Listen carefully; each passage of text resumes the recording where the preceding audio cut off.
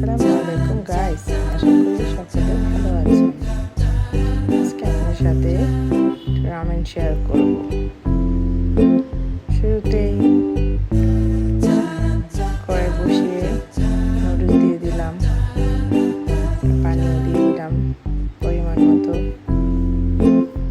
এখন আমি ইন্ডাকশনটা সেট করে স্টার্ট করে দিলাম।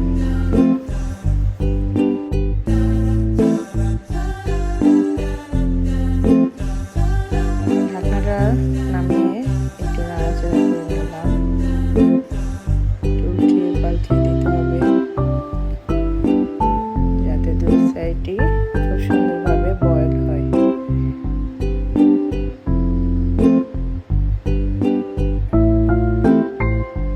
আমার ঢাকনাটা দিয়ে দিলাম। কিছুক্ষণ পরে ঢাকনাটা নামিয়ে দেখেন টকবক টকবক করতেছে, অনেকটা পরিমাণ সেদ্ধ হয়ে গেছে।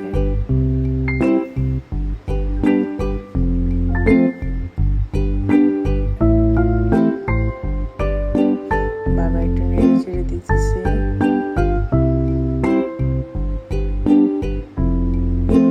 আবার ঢাকনাটা দিয়ে দিলাম।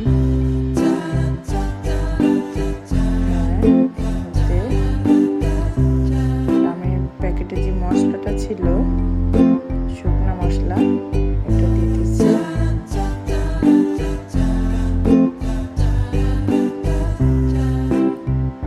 এক্সট্রা একটা মশলা দিয়েছি।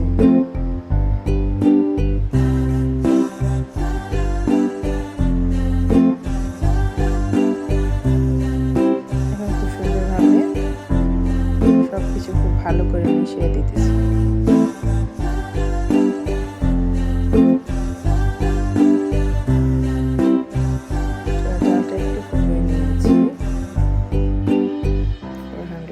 দিলাম রামেনের যে মেন স্পাইসি সেটা অ্যাড করতেছি গাইস।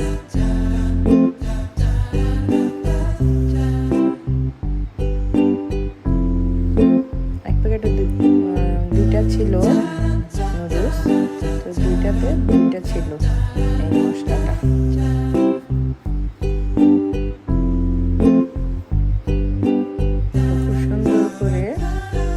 করে নিতেছি।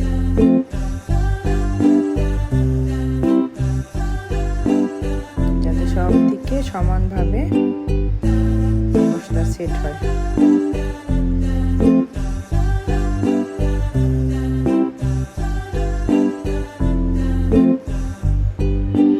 ঢাকনাটা দিয়ে আবার একটু সেদ্ধ করতে দিলাম।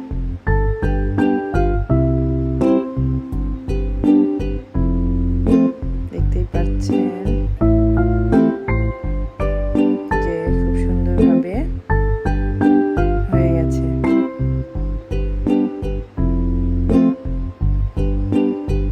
গাইস, আজকের রামেনটা আপনারা বলবেন এরকম শুকনা কেন?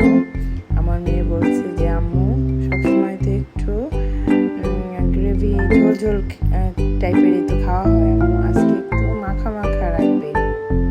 আমার একটু মাখা মাখা খেতে ইচ্ছে করছিল, তাই আজকে পানিটা অল্প পরিমাণে দিয়েছিলাম, মাখা মাখা টাইপের।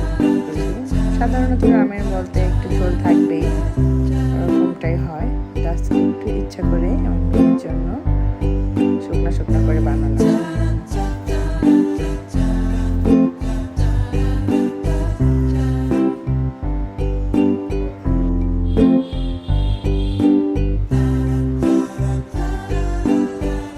সো গাইস, আমি এখন একটু হালকা ডেকোরেশন করতে চেয়েছিলাম, তো আপনাদের সাথে একটু শেয়ার করলাম।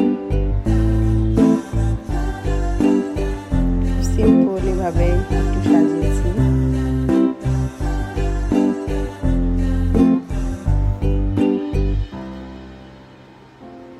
ডিম দিলাম, পাতলা করে স্লাইস করে লেবুটা কেটেছিলাম, তো দিয়ে জাস্ট একটু হালকা করে সাজালাম।